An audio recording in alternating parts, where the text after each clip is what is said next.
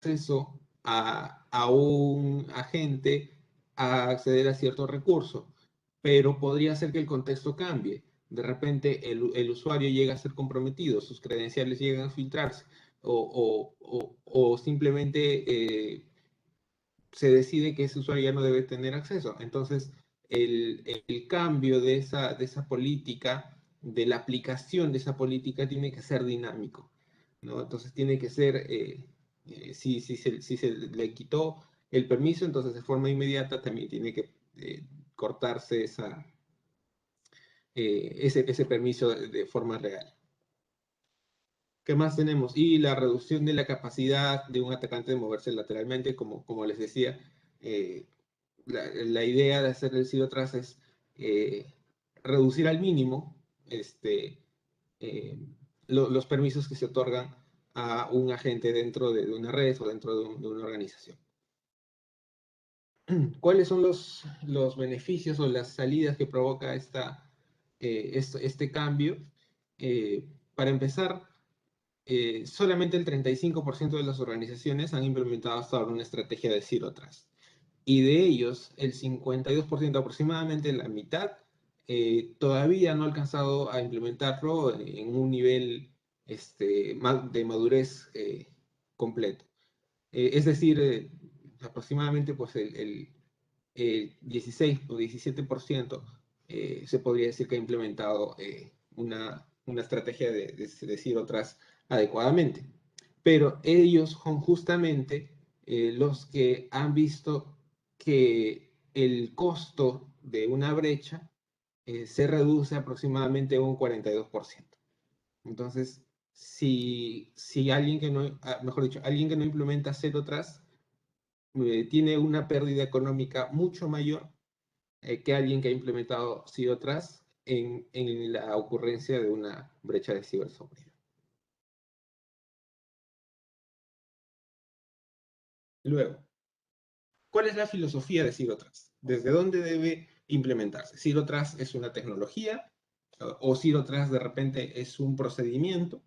¿O qué es? ¿O Zero Trust de repente es una capacitación que le damos a los usuarios o al equipo de TI y con eso ya tenemos Zero Trust? ¿Qué es Zero Trust?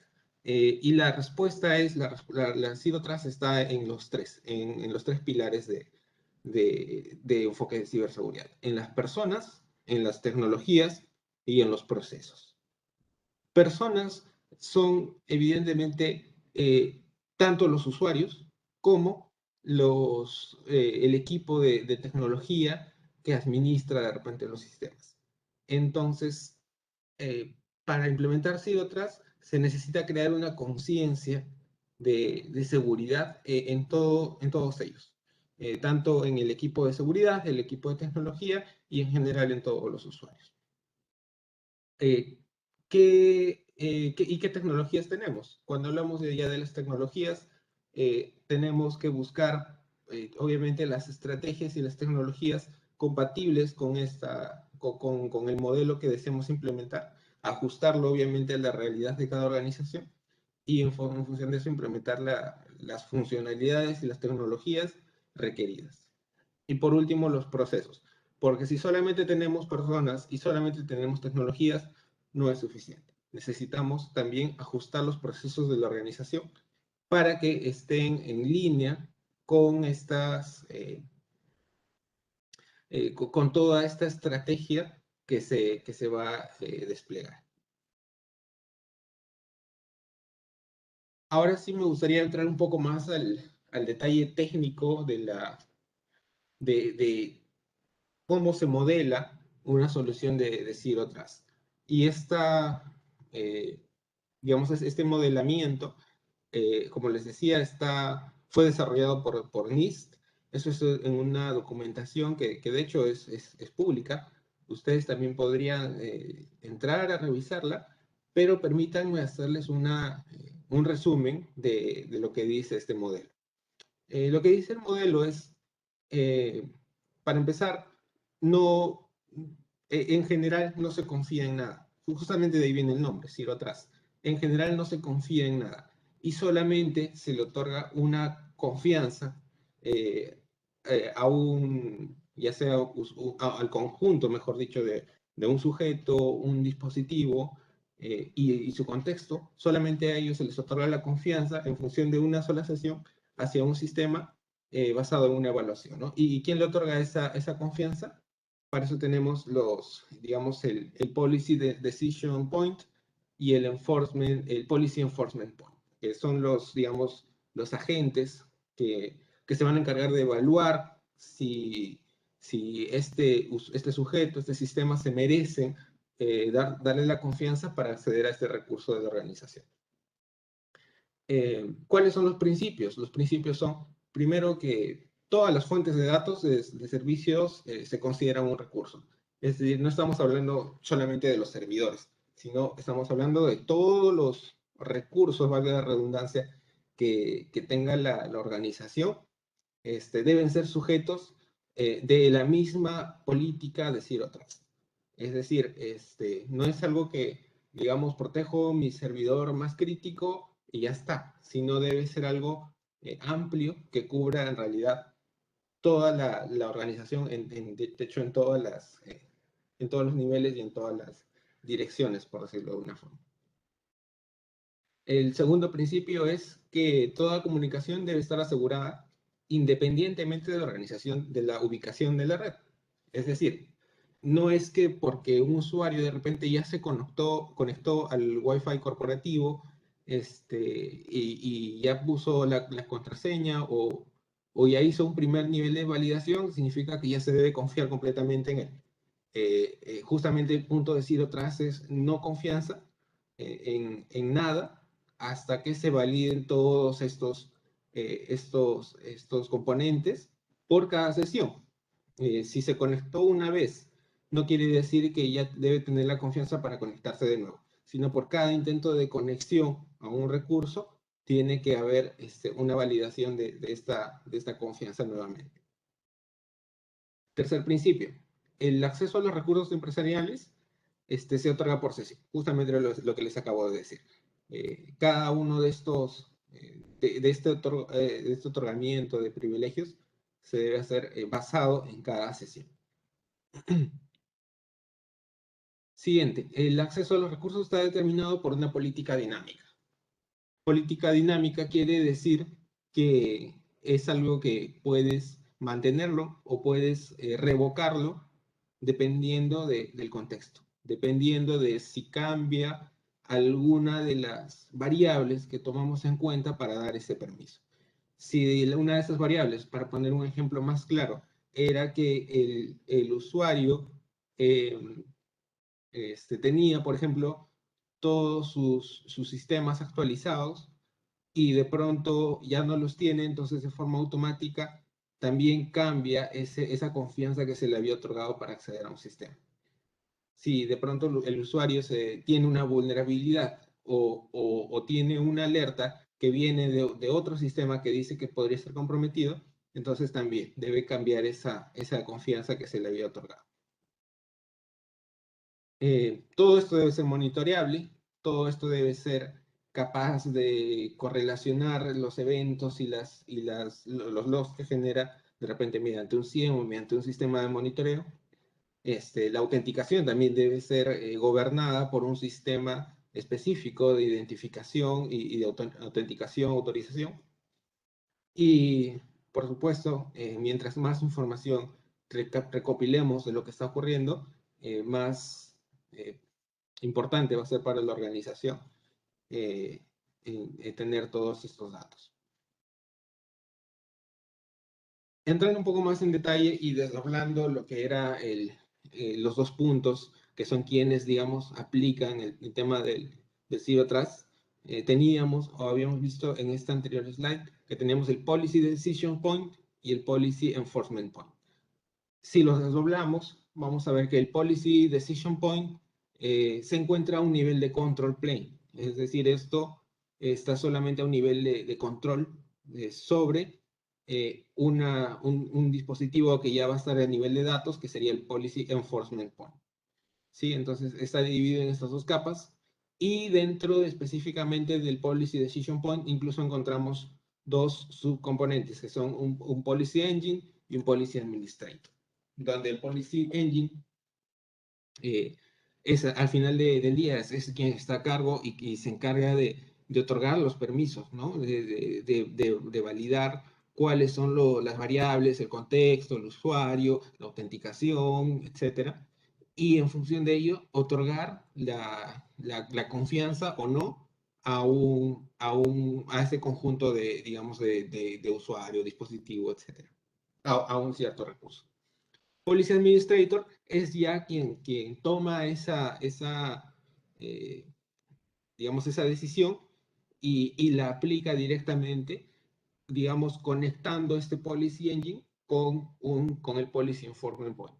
Y el Policy Enforcement Point, como su nombre lo indica, es realmente quien aplica, quien hace valer esta decisión o esta regla, esta política. Eso ya es algo que de repente va a estar en la red, va a estar en los dispositivos, va a estar en los servidores y se va a encargar de hacer que eso se haga cumplir. Por último, tenemos todos estos sistemas, digamos, que complementan para empezar, la recolección de información para tomar decisiones de estas políticas y también para entregar la información hacia sistemas externos. Por ejemplo, tenemos el tema del Identity Management, es por supuesto la base de identidades que nos va a permitir saber qué dispositivo, qué usuario está tratando de conectarse. Tenemos el SIEM, que obviamente va a recolectar todos los logs, los registros de lo que está ocurriendo en o de lo que vaya aconteciendo en este sistema. Y por supuesto también podemos conectar distintas fuentes de información contextuales y de amenazas que nos van a permitir saber cuál es el contexto del usuario, si algo cambia, si se debe revocar o no el permiso, si se debe otorgar en primer lugar el permiso.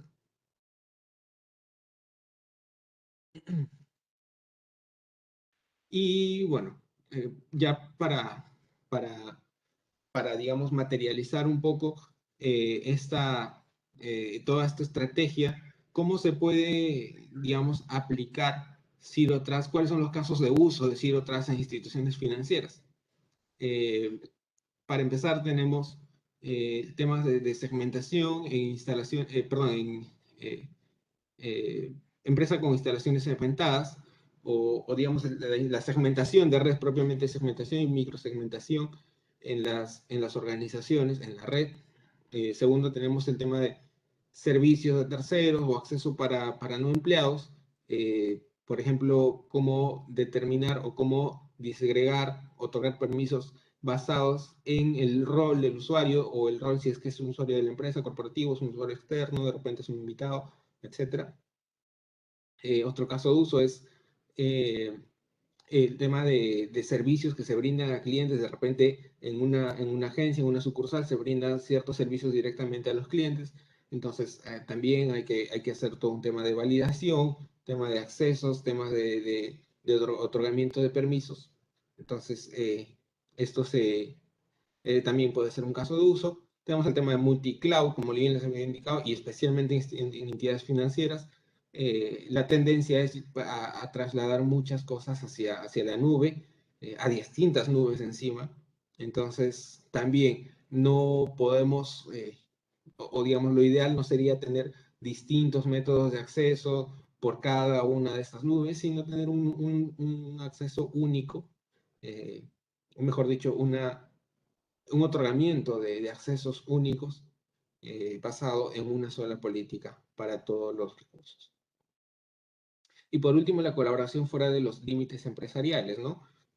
Ya sea trabajo remoto, ya sea un usuario con movilidad que se mueve entre sucursales, entre sedes principales, etcétera. Entonces, también el otorgamiento de permisos, de acceso a los distintos recursos, debe ser uniforme y debe ser también gobernado por un solo modelo, una sola solución, digamos. Y bueno, también sería todo esto un caso de uso de Zero Trust. Si es que hubiera alguna consulta, no sé si la pueden dejar en el chat. Voy a revisar el chat.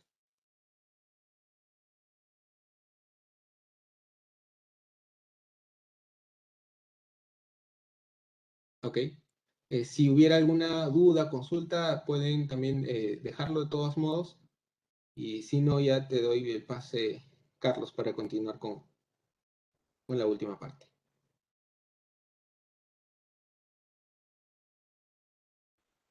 Gracias, Víctor.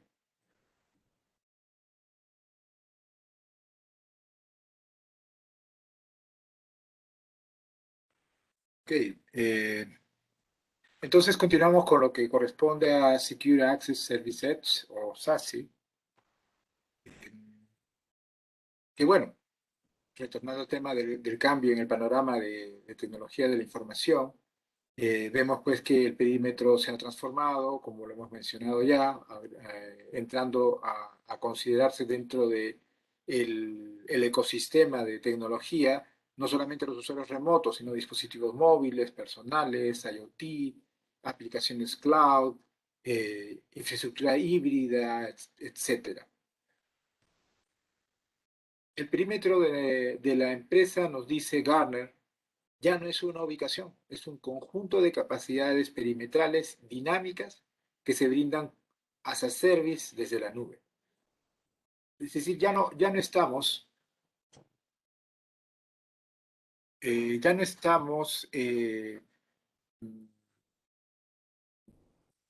digamos, como antes en entramos hacia una aplicación única que nos da, o una o dos aplicaciones únicas que nos dan el acceso a la información, sino estamos hablando de una serie de capacidades, web services, recursos, y que no están dentro de una organización, sino que están distribuidas. Entonces, y todo esto mayormente desde la nube, ¿no? Lo cual nos crea un panorama distinto al que estábamos acostumbrados y para el cual habíamos elaborado y evolucionado todo un modelo de seguridad. ¿Cuál es entonces, por dónde entra aquí la relevancia de SASE? ¿No? Bueno, en primer lugar, una reducción de costos y complejidad, porque antes teníamos varios sitios, varios firewalls, varias zonas que proteger y cada uno con sus propias políticas que hacían complejo el estar manejando toda esta variedad de sitios y de capacidades de acceso, etcétera, ¿no? Reduciendo, colocando un único punto de acceso, pues nos reduce costos, nos reduce complejidad, nos asegura también que estamos yendo hacia una arquitectura más robusta. Aquí se aplica, por supuesto, los conceptos de los principios que Zero Trust, que ya explicó Víctor, nos plantea, ¿no? En el sentido de cada recurso tiene que validar si es que la persona pues realmente tiene acceso a ese recurso y no confiarse pues en de que porque se logueó en un determinado dispositivo ya hay acceso. Aquí tal vez podríamos, para hacer un ejemplo no técnico, ¿no? Compararlo con eh, cuando uno hace una reservación a un hotel, ¿no? Cuando uno hace una reservación a un hotel, uno llega al lobby, uno llega al lobby y realmente no hay ningún impedimento, cualquiera puede entrar al lobby. Y en el lobby uno valida pues que efectivamente hay una reservación y nos entregan una llave para entrar a nuestra habitación asignada.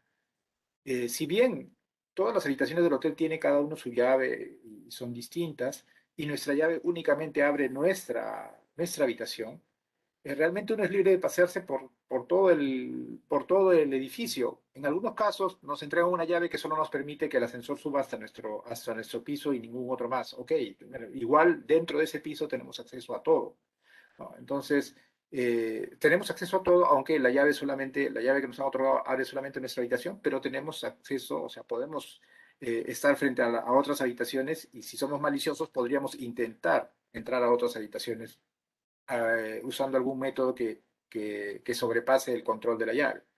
En la arquitectura SASE, ¿no? La idea es darnos acceso exclusivamente a la habitación. Es como si llegáramos al hotel y no hay lobby, sino de frente nos vamos a nuestra habitación y solamente a nuestra habitación, ¿no? No tenemos acceso a nada más, ¿no? Entonces, esa es la idea de poder dar un acceso directo hacia aquel servicio que necesitamos, aumentando, pues, disminuyendo la complejidad, aumentando la eficacia, logrando una orquestación centralizada de los diversos servicios disponibles, un acceso seguro, una interacción es fluida con el usuario, se cortan pasos, se cortan etapas y un mayor rendimiento de la red.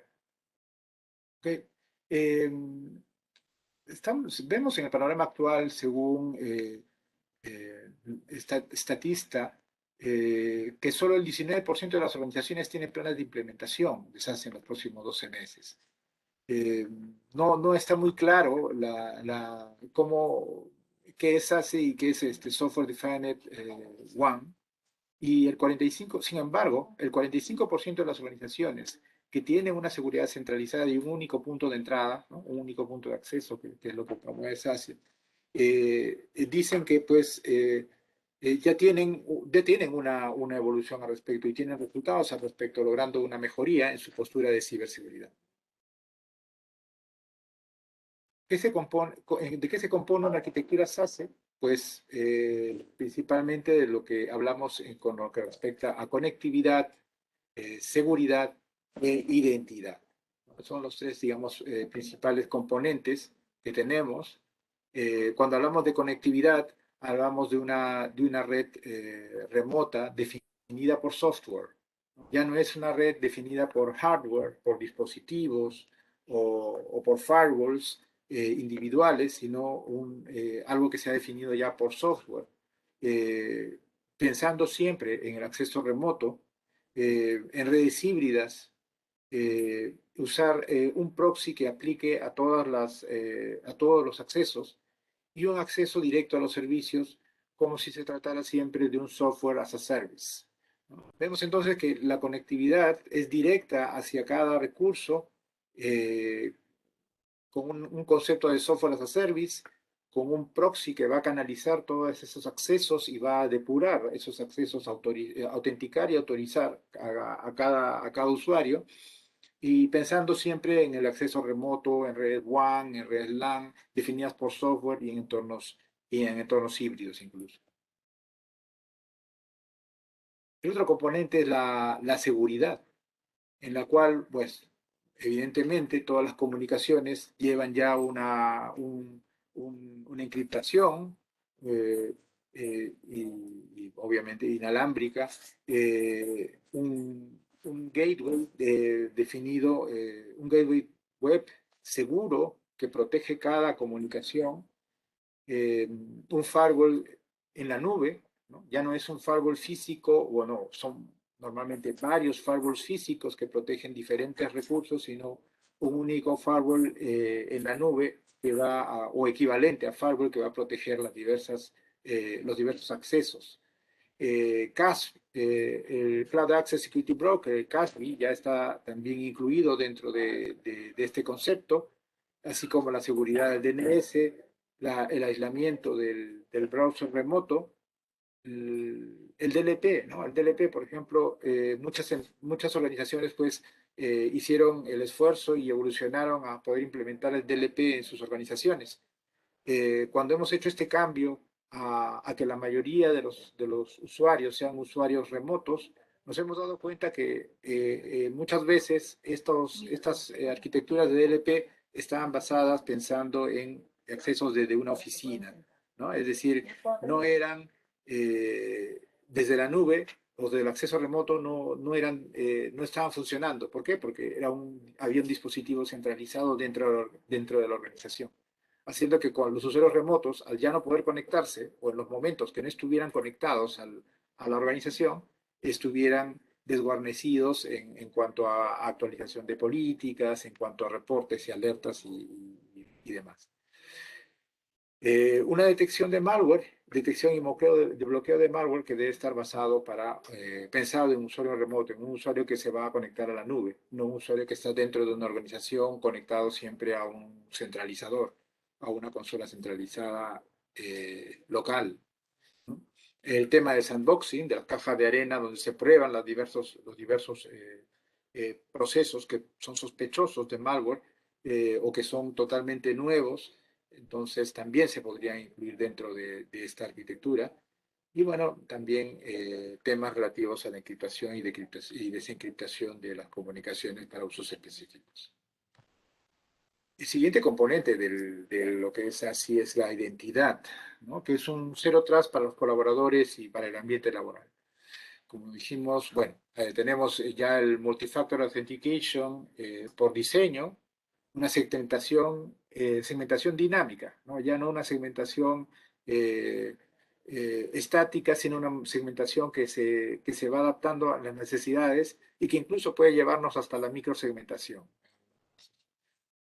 Estándares para la identificación y autenticación y autorización, ¿no? La identificación, autenticación y autorización, como el SAML, dispositivos de confianza, políticas específicas para cada aplicación, ¿no? Otra vez aquí la idea es no como tradicionalmente es me conecto a la organización, me conecto, es como si estuviera dentro de la red interna y puedo ver todo, ¿no? Como el ejemplo del hotel que les decía que podemos entrar al hotel y vemos todas las habitaciones, aunque solo tengamos ya de una, pero ya nos da acceso a las otras habitaciones y para un actor malicioso puede ser ocasión de probar si es que puede sobrepasar ese control que es la llave, ¿no?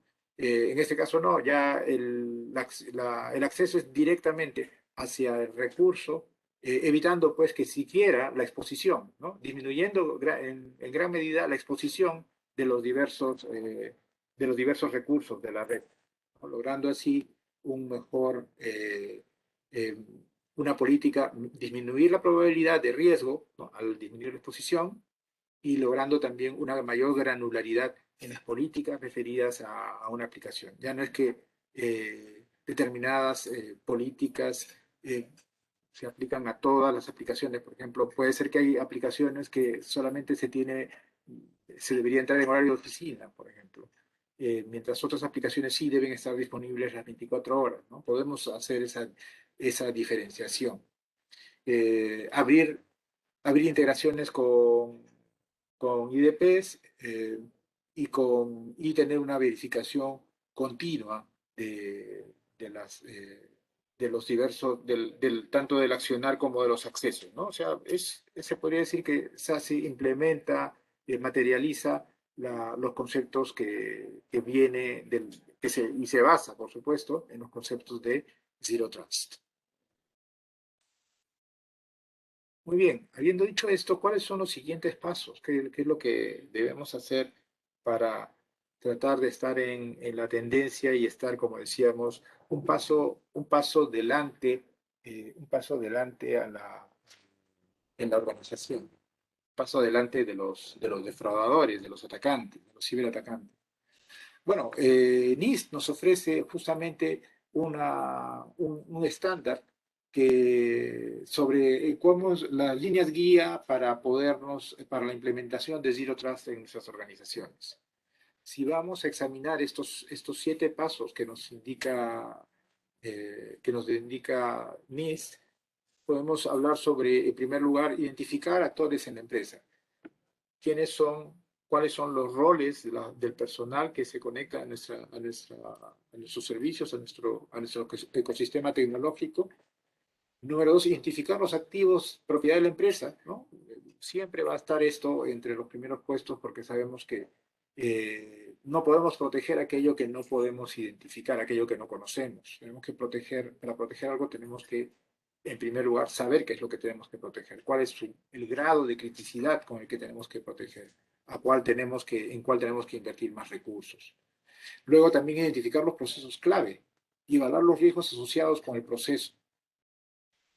Habiendo identificado los activos, tenemos que ver cuáles son esos procesos que están relacionados a esos activos, cuáles son los procesos que impactan más en la organización, ya sea en su interrupción, ¿no? Es el famoso análisis de impacto de negocios, saber cuáles son los procesos que impactan más en la organización según el tiempo de interrupción, ¿no? Por aquellos procesos que tienen 1 hora, 2 horas, 4, 8 horas de interrupción, qué tanto están afectando a la empresa, qué tanto están afectando a la organización, y de acuerdo a eso priorizar para saber cuáles son aquellos que se deben recuperar más pronto, ¿no? ya no hablamos solamente de interrupción, de un análisis de impacto de negocios orientado a la interrupción, al riesgo de interrupción de operaciones, sino también orientado a temas referidos a la confidencialidad y a la integridad de la información. Formulamos políticas para ese proceso candidato, ¿no? Ya tenemos entonces acá un conjunto de procesos que tratan con los activos más importantes de la organización y sabemos qué actores están trabajando sobre esos activos, sobre esos procesos. Tenemos entonces los procesos candidatos, los procesos de mayor prioridad, ya sea en confidencialidad, integridad o disponibilidad, y identificar luego las soluciones candidatas. ¿Qué es lo que podemos hacer para proteger estos procesos, ¿no? Y sus aplicaciones relacionadas para luego implementar y monitorear aquellas soluciones que están mejor adecuadas para, esa, proteger esos procesos candidatos, ¿no? Luego que hemos implementado y monitoreado y comenzamos a tener resultados, comenzamos a tener ya el conocimiento y la experiencia de usar esta tecnología, estos conceptos de arquitectura y de diseño, podemos entonces expandir la arquitectura Zero Trust para lograr llegar al estado deseado. Entonces, como un poco para resumir, en una forma gráfica, necesitamos definir un plan de acción. Para ello, identificar los pasos y establecer hitos y una línea de tiempo, ¿no? Por ejemplo, podríamos tener una línea de tiempo que habla de evaluar las capacidades de las herramientas actuales, ver qué es lo que tenemos y qué tanto nos pueden ofrecer. Definir el inventario de hardware, el inventario de software, en general de los activos de la información y sus contenedores. Luego definir procesos críticos y seleccionar procesos candidatos, la solución candidata también, e iniciar la implementación. Muy bien.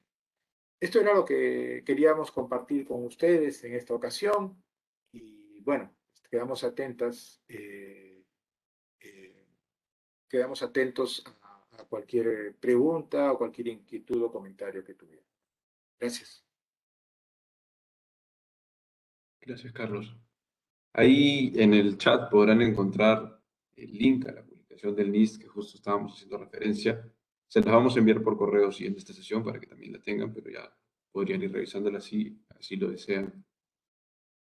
Tengo una pregunta de Ruth que nos consulta, ahora que estamos hablando del cambio de perímetro.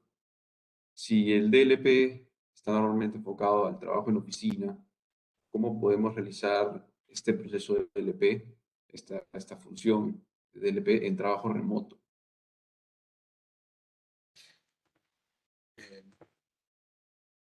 Ok.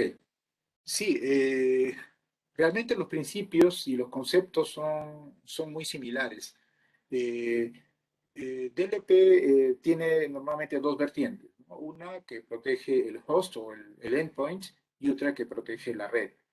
En el caso de la protección del endpoint, pues el concepto de revisar, monitorear y proteger los activos que están fluyendo a partir a través de los diferentes puertos se mantiene. Es el mismo concepto, ¿no? Sí, monitorear aquello que va a salir por, el, por la web, por correo, por la impresora, o Bluetooth o Wi-Fi, lo que tengan implementado, el concepto de monitoreo es el mismo. Para aquellos que están implementados en endpoint, ¿no? Hay un agente implementado en el endpoint o hay un mecanismo implementado en el endpoint. En ese caso, el concepto es el mismo, solamente que la diferencia está en que ya no podemos confiarnos en una administración centralizada en una consola dentro de la red de la oficina, sino tendría que ser que esté monitoreada, que esté centralizada en una consola que se va a encontrar en la nube, ¿no? Entonces, por ahí hay una variación importante que tenemos que evaluar con nuestro proveedor para saber si es que esto se va a poder hacer si estamos en la tecnología adecuada, ¿no? Y por otro lado tenemos el DLP que monitorea la red, ¿no? Lo que llamamos es Network DLP. Ahí tenemos lo que hace normalmente este Network DLP es también monitorear las diversas interacciones, el tráfico de la red en general y validar que pues no haya información confidencial que esté saliendo fuera de la organización. Los problemas con respecto a una implementación dentro de la oficina son los mismos, ¿no? El problema de inventariar la información, de clasificar la información, de rotular la información, vienen a ser los mismos. El problema de las comunicaciones encriptadas viene a ser muy similar y sobre todo que este network nos va a detectar rogue devices, dispositivos no autorizados que puedan estar, que no tienen agente y que puedan estar enviando información confidencial fuera de la organización. Entonces, si bien se mantiene, ahí tenemos ya el concepto otra vez se mantiene, tenemos que tener en cuenta que ya no estamos hablando de un dispositivo de red dentro de nuestra organización, dentro de la red local de nuestra organización, sino tenemos que hablar de un dispositivo ya que pueda cubrir todos los aspectos que estamos usando, todos los medios de red que estamos usando, por ejemplo, en la nube. Entonces, también tendríamos que ver que esta tecnología sea capaz de, ya no solamente de monitorear nuestro entorno de red local, sino también el entorno nube, ¿no? Según aquellas tecnologías que estemos usando.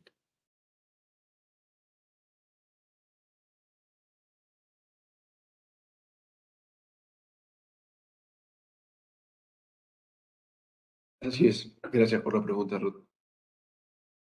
Un concepto también que muchas veces salta cuando hablamos de estos temas Zero Trust, SASI, que suenan a tecnologías pues, que son muy caras, de repente muy poco inalcanzables para empresas pequeñas, medianas, financieras. Eh, Carlos, no sé si nos puedes comentar sobre eso, sobre ese digamos, falso paradigma, ¿no? Disculpa, Sebastián, no te escuché bien. Sí, decía, sobre cómo estas herramientas a veces parecen soluciones que son muy caras, muy complejas, para empresas pequeñas y medianas, y en verdad sí hay herramientas, ¿no? que pueden disponerse eh, para nuestra industria, nuestro sector. Así es. Hay grandes fabricantes que bueno, han elaborado sus soluciones pensando en grandes empresas, en arquitecturas muy complejas y tratando de ofrecer pues una multiplicidad de servicios.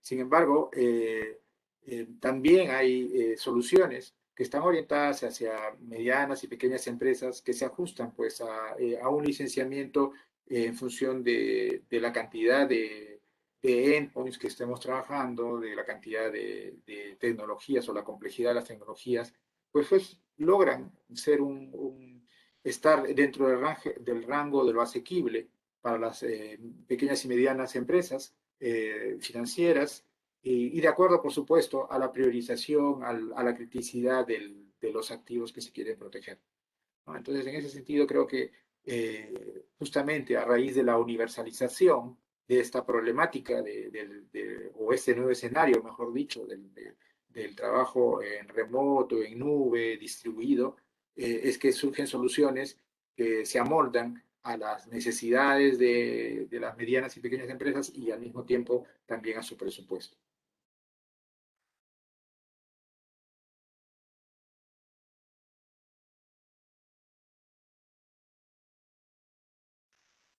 Así es. Por el momento no veo más preguntas. En ese caso, agradecerles nuevamente por su participación, recordarles que les estaremos enviando un correo con la grabación, con el material que hemos presentado. León nos hace una consulta antes de cerrar. ¿Cuál es el impacto para implementar el Zero Trust en una organización?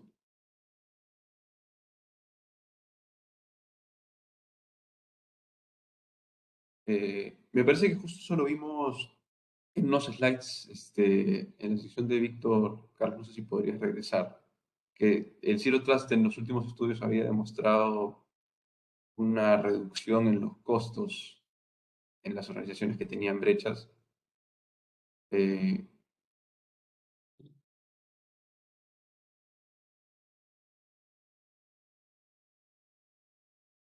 Está un poco antes.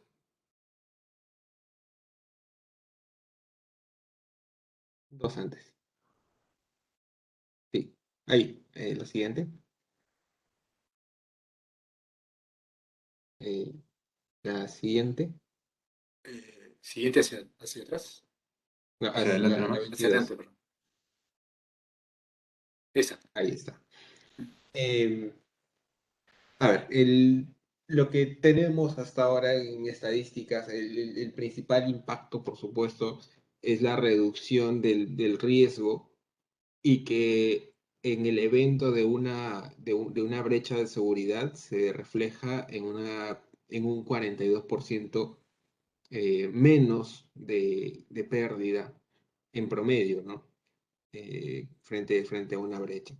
Obviamente esto es una consecuencia de haber reducido la superficie de riesgo de la organización, de haber reducido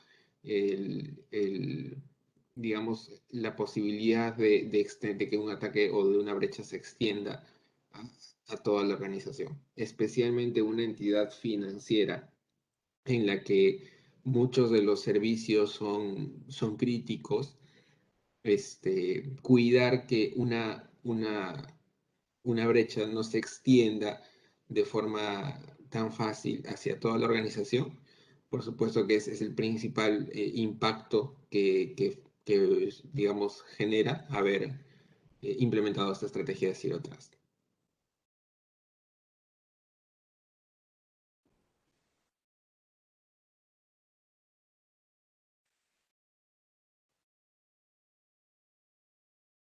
Nos consultaba también Alicia sobre qué tiempo podría tomar implementar Zero Trust.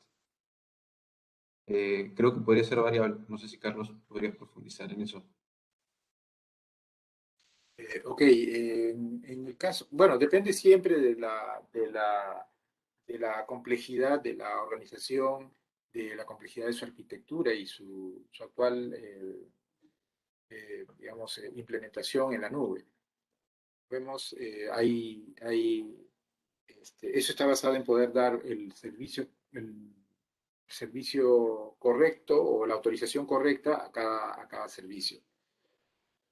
Si esto ya está inventariado y si tenemos cierta formalización en cuanto a qué política se debe aplicar a cada servicio, creo que es una implementación que no tendría por qué ser demasiado compleja y demasiado espaciada en el tiempo, ¿no?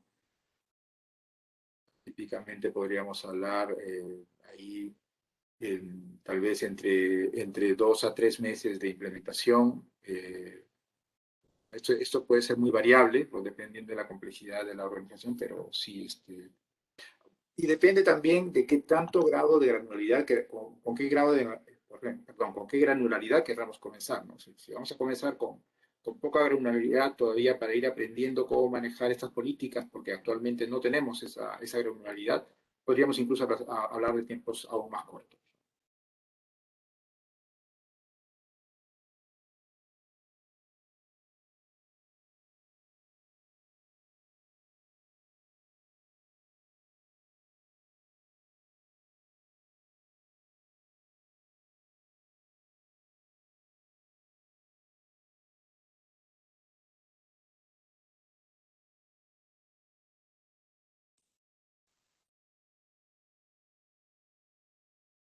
Una pregunta más sobre las herramientas que complementan la implementación del NIST. ¿Qué requisitos debemos tener con estas herramientas? Mm, Más que nada, creo que se trata de hacer que las herramientas se alineen a la estrategia en este caso, de Zero Trust que haya desarrollado la organización. Es decir, primero es desarrollar la estrategia, primero es, como indica Carlos, identificar todos los activos, todos los usuarios, todos los dispositivos y definir todas las políticas. Y luego, en función de esa política que es distinta para cada organización, escoger la herramienta que cumpla con esas características. Puede ser que hayan tecnologías que sean solamente una implementación de software para ciertos casos. Puede ser que en otros casos necesiten implementar algo más. serán para casos distintos. Entonces, primero es desarrollar cuál es la estrategia de la organización y en función de ello escoger la herramienta que se alinea a a esa estrategia. NIST como tal, no, más que nada es un framework, no, digamos, no va a poner una limitación en cuanto a la tecnología como tal que se va a implementar, sino más bien da lineamientos que se deben seguir, ¿no?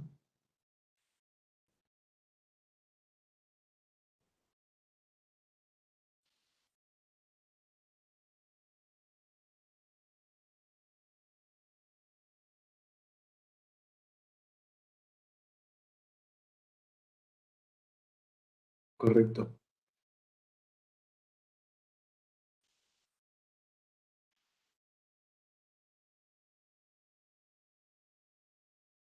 Ok. Esperando hacer alguna consulta adicional.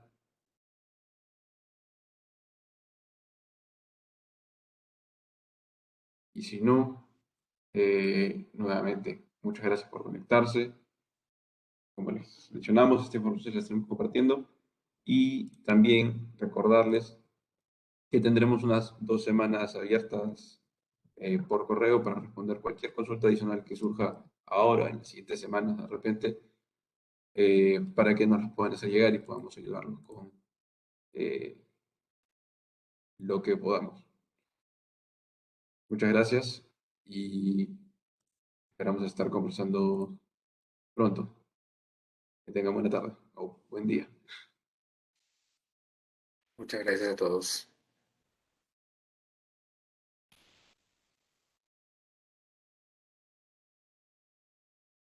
Gracias.